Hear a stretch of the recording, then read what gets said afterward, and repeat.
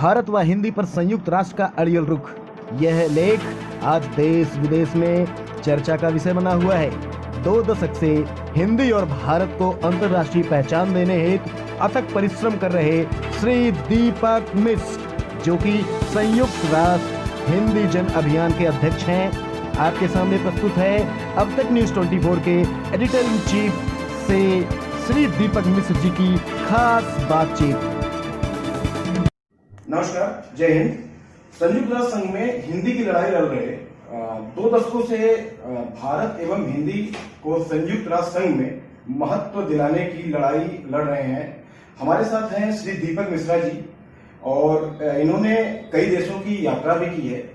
हिंदी को जन जन तक पहुंचाने के लिए बड़ा महत्वपूर्ण योगदान इनका रहा है। आइए हम जानते हैं कि श्री दीपक मिश्रा जी द्वारा जो है एक लेख इनका था, बड़ा फेमस हुआ है। उसका टाइटल है जो मैं आपको बता दूं, भारत व हिंदी पर संयुक्त राष्ट्र का अड़ियल रुख। हम एक बार आपको दिखाना चाहेंगे। ये लेख है, ये बड़ा फेमस हुआ इनका लेख है और हम इसी लेख के बारे में इनसे चर्चा करेंगे। और इन्होंने जो है 2 दशक अपना दिया है, बड़ी मेहनत की है हिंदी को लेके। और हम आइए खास बातचीत करते हैं अब तक न्यूज 24 में श्री दीपक मिश्रा जी से। सर, आपका बहुत बहुत धन्यवाद। सर, हमारे साथ आपका वैल्यूएबल टाइम देने के लिए बहुत बहुत धन्यवाद। धन्यवाद। विषय ऐसा है जी, जब आप हिंदी में बात करेंगे, भारत की बात करेंगे जी, तो कौन नहीं देशभक्त, राष्ट्र की सांस्कृतिक मान्यताओं में आस्था रखने वाला कौन व्यक्ति आपसे बात करने से बचेगा? जी, बचना भी नहीं चाहिए। जी, देश की मीडिया को, देश के हुक्मरान को और सामाजिक, राजनीतिक, सांस्कृतिक लड़ाइयां लड़ने वाले हर वर्ग को चाहिए जी कि खुले मन से बहस करे जी कि आज संयुक्त राष्ट्र संघ में जी हिंदी की और भारत की क्या स्थिति है।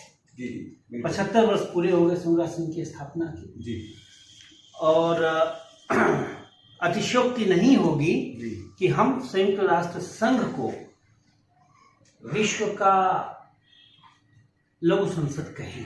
जी, ऐसे में हम कहाँ खड़े हैं? जी, हमारी सांस्कृतिक पहचान जो हिंदी से है, जी, भारतीय भाषाओं से है, वो कहाँ स्थापित है? जी, इस समय संयुक्त राष्ट्र संघ के 193 देश सदस्य हैं। जी, दुनिया में कुल मिला के 226 करीब देश हैं, जी, जिसमें से 216 तो संप्रभु हैं। उनमें से 93 देश संयुक्त राष्ट्र संघ के सदस्य हैं। इसी से अंदाजा लगा सकते हैं कि संयुक्त राष्ट्र संघ कितना महत्वपूर्ण संगठन या संस्था है। सर, हिंदी जी, दुनिया की तीसरी सबसे बड़ी भाषा है। जी, जी, आपने इस लेख में इसका खूब वर्णन किया है। जी जी, मैंने कई लेख लिखे इस तरह जी, से, जी, कई आपके पुस्तकें भी लिखी। जो है कई पुस्तकें और कई लेख बड़े फेमस भी हुए। जी जी, आपने जो है 2 दशक से लगभग इस लड़ाई में है और ये किस स्तर तक पहुंची है आपका ये संघर्ष जो आपने हिंदी को दिया है 2 दशकों से? समर शेष है जी, यह जंग अनवरत जारी है। जी, इसका सतत जारी रहना ही अपने आप में एक उपलब्धि है। अच्छा, और जहां तक है जी, अब संयुक्त राष्ट्र संघ जी, हिंदी में अपने जो सोशल मीडिया के माध्यम है, ट्विटर है, फेसबुक है, जिसे मैं अक्सर मुख्य किताब कहता हूँ, इन सब पर आ चुका है। हिंदी में पहले संयुक्त राष्ट्र संघ पत्र नहीं लेता था। जी, मैंने खुद करीबन 12 पत्र संयुक्त राष्ट्र संघ की मोहर लगी हुई जी, दिया, मोहर लगवा के लिया। यानी कि अब आप हिंदी में जब खतों किताबत करेंगे संयुक्त राष्ट्र संघ से, तो संयुक्त राष्ट्र संघ इनकार नहीं करेगा। मतलब पहले और मेरे पास पत्र आया है संयुक्त राष्ट्र राजनीतिक प्रभाग, विदेश मंत्रालय का, जी, जिन्होंने मुझे धन्यवाद भी दिया है कि भारत सरकार हिंदी को संयुक्त राष्ट्र संघ में और अधिक लोकप्रिय बनाने और संयुक्त राष्ट्र संघ की आधिकारिक भाषा के रूप में शामिल किए जाने के उद्देश्यार्थ निरंतर कार्य कर रही है। आधिकारिक रूप से अब भारत सरकार और संयुक्त राष्ट्र संघ के निजाम मानने लगे हैं कि हिंदी को सरकारी भाषा का दर्जा मिलना चाहिए। और भारत को सुरक्षा परिषद की सदस्यता मिलनी चाहिए। अच्छा मिश्रा जी, एक चीज आपसे पूछेंगे कि ये सुरक्षा परिषद में भारत को अस्थायी सदस्यता मिले, क्या लाभ है होगा भारत को और क्या लाभ होगा हिंदी को? भारत का सबसे बड़ा लाभ ये होगा जी, इससे सामरिक और सुरक्षा जी, की दृष्टिकोण से भारत कई गुना सशक्त हो जाएगा। अच्छा, जैसे हमारे जैसे एक चीन हमारा पड़ोसी भी है और विरोधी भी है। जी, हालांकि कूटनीतिक शब्द में हम सीधा सीधा विरोधी नहीं कह सकते, लेकिन सर्वविदित है जी, एक आतंकवादी के विरुद्ध चीन ने वीटो ला दिया संयुक्त राष्ट्र संघ में, ओके, तो भारत का नुकसान हुआ ना जी, अजहर मसूद। जी, दूसरा, सुरक्षा परिषद में जब भारत सशक्त होगा जी, तो भारत की आवाज अंतर्राष्ट्रीय मंचों पर और बुलंद होगी और भारत सिर्फ उन देशों में शामिल होगा जी, जो सैन्य मामलों में, सामरिक मामलों में निर्णायक और नियामक भूमिका में होंगे। ओके, और भारत दूसरी सबसे बड़ी आबादी है, जी, संस्थापक सदस्यों में से है संयुक्त राष्ट्र संघ का, जी, दुनिया की दूसरी सबसे बड़ी आबादी का प्रतिनिधित्व करता है, क्योंकि संयुक्त राष्ट्र संघ की स्थापना लोकतंत्र को सशक्त करने के लिए है, गणतांत्रिक समाजवाद को मजबूत करने के लिए है, युद्ध की विभीषिका दोबारा विश्व के समक्ष न हो इसके लिए है। इसलिए जरूरी है कि संयुक्त राष्ट्र संघ में भारत मौजूद हो। और भारत तो तीसरी दुनिया के देशों का अगुआ है, नेहरू के जमाने से अगुआ है। जी, जी, बिल्कुल, बिल्कुल। जी सर, आपके एक लेख में आपने लिखा हुआ है कि यूएनओ जी जी हिंदी का विरोधी है। हाँ, स्पष्ट मेरा आरोप है। जी, यूएनओ को फ्रेंच देखिए, फ्रेंच जी, हिंदी से कितनी छोटी भाषा है, जी, रूसी की बोलने वालों की संख्या हिंदी से कितना कम है, जी, अरबिया का कम है। इसके बावजूद भी हिंदी, जो अब तो वैश्विक भाषा हो गई है, आप मॉरिशस जाइए, मैंने मॉरिशस में हिंदी में फिल्में देखी हैं, मैंने अरबिया में, अरब देश के दौरे के दौरान हिंदी की किताबें पढ़ी हैं वहाँ के लाइब्रेरियों में। और आपको जान के आश्चर्य होगा कि संयुक्त अरब अमीरात के न्यायालयों में हिंदी तीसरी भाषा के रूप में है, अधिकृत भाषा है। अच्छा, आप अमेरिका में चलिए, वहां बोलने वालों की संख्या लाखों है। जी, तो इसकी तो एक वैश्विक उपस्थिति को सीधा सीधा यूएनओ नकार रहा है। अच्छा, कायदन तो यूएनओ को खुद पहल करके हिंदी को अधिकारी भाषा का दर्जा देना चाहिए। हम लोगों ने मांग की, मैंने हिंदी के पक्ष में, भारत के पक्ष में यूएनओ का घेराव किया, गिरफ्तारी हुई जी। मैं मेडागास्कर में गिरफ्तार हुआ, वो खबर बड़ी फैली हुई थी। जी जी जी, जी। तो कम से कम अखबार नवीस इस स्याह दौर में भी जी, जो मैं अंधेरों से लड़ रहा हूँ, इस लड़ाई में मेरा साथ देते हैं, इसके लिए उन्हें धन्यवाद। मेडागास्कर में गिरफ्तार हुआ, कंबोडिया में गिरफ्तार हुआ, कंबोडिया में तो यूएनडीपी चौराहे पे गिरफ्तार हुआ जी। वहाँ क्या कुछ आप हम कर रहे थे क्या? अरे मैं सत्याग्रह पे बैठ गया था जी, हिंदी के पक्ष में, भारत के पक्ष में जी, और तो जो होता है गिरफ्तार कर लिया था, मैंने गिरफ्तारी दी। पुलिस ने कहा कि आप, पुलिस समझ नहीं पा रही थी कि इन्हें गिरफ्तार करके जेल भेजें या गिरफ्तार करके इनसे अतिथि जैसा व्यवहार करें, क्योंकि मैं तो दुनिया में जो विभेद है जिसके विरुद्ध महात्मा गांधी ने अमेरिका में गिरफ्तारी दी थी, अफ्रीका में डॉक्टर लोहिया ने अमेरिका में गिरफ्तारी दी थी, विभेद के खिलाफ। लेकिन आशा है आपके साथ अतिथि जैसा व्यवहार किया गया होगा। अरे ना पूछिए, जनता हमारे साथ थी। वहाँ के जो सबसे बड़े क्रांतिकारी माने जाते हैं, जिनका भारत में लोहिया और जयप्रकाश जैसा महत्व है, वो उन्होंने मुझे बुलाया, अपने हाथ से लिखी पुस्तक मुझे दी और किताब पे लिखा। अच्छा, एक किताब पे लिखा कि Deepak Mishra, a Gandhian warrior, I support your issue. अच्छा मिश्रा जी, ये सोच कहाँ से स्टैब्लिश हुई आपके, पैदा कहाँ से हुई, क्यों कूद पड़े हिंदी को लेकर आप मैदान में कूदे, लेकिन जब भारत में आप गली गली, हर चौराहे, हर मोहल्ले पहुंचे हिंदी को लेके, उसके बाद फिर आप विदेशों में भी गए, क्या था हिंदी के प्रति इतना रुझान, और हिंदी को लेके क्या दिल में आपके आया कि आप बिल्कुल कूद पड़े? 20 साल बिता दिए आपने इस लड़ाई में। हमारी आपकी पहचान क्या है, हिंदी। हम रोते किस भाषा में है जी, हम खुश होते हैं तो गुनगुनाते किस भाषा में है, क्या जो भाषा हमें पहचान दे रही है जी, जो भाषा हमारी मातृभाषा है जी, जिसकी गोद में हम बढ़े हैं, उसके प्रति हमारा कोई कर्तव्य नहीं है। दूसरे शब्दों में कहूं, थोड़ा सतही शब्द है, जिसकी रोटी हम खा रहे हैं, क्या उसके प्रति हमारा कोई नैतिक राजनीतिक कर्तव्य नहीं है? क्या उसे सशक्त करना हमारा कर्तव्य नहीं है? जी।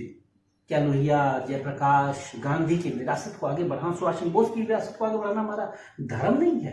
सुभाष चंद्र बोस तो बंगला भाषी थे, जी। लोहिया जर्मनी से पढ़कर आए थे। इन लोगों ने हिंदी की बात क्यों की? हिंदी को लोक भाषा क्यों कहा? तो हमें लोकतंत्र को मजबूत करना है तो लोक भाषा को मजबूत करना होगा। और हिंदी आज दुनिया की सबसे बड़ी लोक भाषा है जो विश्व सरकार द्वारा उपेक्षित है। अच्छा, यह जनतंत्र की लड़ाई है। ये जो हिंदी की सहयोगी बोलियां हैं, तो मुझे लगा कि और लगा क्या, मैं भली बात परिचित हूँ कि आपने लगभग कोई स्टेट नहीं बचा होगा जहाँ गए नहीं है। तो हिंदी की सहयोगी बोलियों पे क्या विचार है आपका? कुछ 2 लाइन आप जो सुनना चाहेंगे जरूर हम। देखिए कि मैं आपको बता दूं, यह झूठ है, यह भ्रम है कि हिंदी का विरोध भारत में गैर हिंदी भाषी करते हैं जी, लेकिन फैलाया तो जाता है सर। झूठ जी, झूठ है। तमिलनाडु में जो मेरा स्वागत हुआ जी, गांधी ने दक्षिण भारत हिंदी प्रचार सभा बनाई, उसको पूरा समर्थन तमिलनाडु में लोगों ने दिया। तेलुगु में आप देखिए, बंगाल में आप देखिए। सुभाष चंद्र बोस ने तो जब आजाद हिंद सरकार की स्थापना की 21 अक्टूबर 1943 में, तो उसकी राजभाषा उड़िया नहीं बनाया, वो उड़ीसा में पैदा हो गई थी। बंगला नहीं बनाया, हिंदी बनाया। क्यों? क्योंकि जानते हैं कि हिंदी ही भारत की सांस्कृतिक अस्मिता को आगे बढ़ा सकती है। हिंदी के हित में बंगला का भी हित है, उड़िया का भी हित है, तमिल का भी हित है। हाँ, अंतर्राष्ट्रीय स्तर पर हिंदी का जो संघर्ष है वो इनसे नहीं है, वो मंदारिन से है, वो अंग्रेजी से है। पंडित जी बड़ा लिखते हैं आप, बहुत अच्छा लिखते हैं, सब बड़ा पसंद करते हैं। 2 लाइन कुछ सुनना चाहेंगे आप आपके मुंह से, आपके श्रीमुख से, कि जो हिंदी को भी प्रेरित करती हो, और कुछ 2 लाइनें ऐसी भी जो बड़ी पसंद की गई श्रोताओं द्वारा, पाठकों द्वारा, आप जरूर हमारे दर्शकों को एक बार सुनाइएगा अपने श्रीमुख से। हम लड़ेंगे जी, तब तक जब तक लड़ने की जरूरत बाकी है। जब तक हिंदी को आधिकारिक भाषा का दर्जा,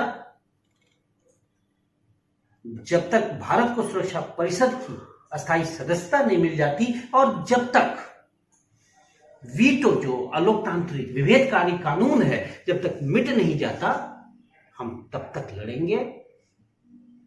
या तो लड़ते हुए प्राण जाएंगे या जीत का परचम पूरी दुनिया में लहराएगा। नहीं सर, आप जो है दीर्घायु बने रहें, क्योंकि आपने कई बहुत महत्वपूर्ण जिम्मेदारी अपने कंधे पे ले रखी है, और हम आप आशा यही करते हैं कि आपकी ये लड़ाई सफल हो, हम हमारी हिंदी की एक जो इंटरनेशनल अंतर्राष्ट्रीय पहचान बने।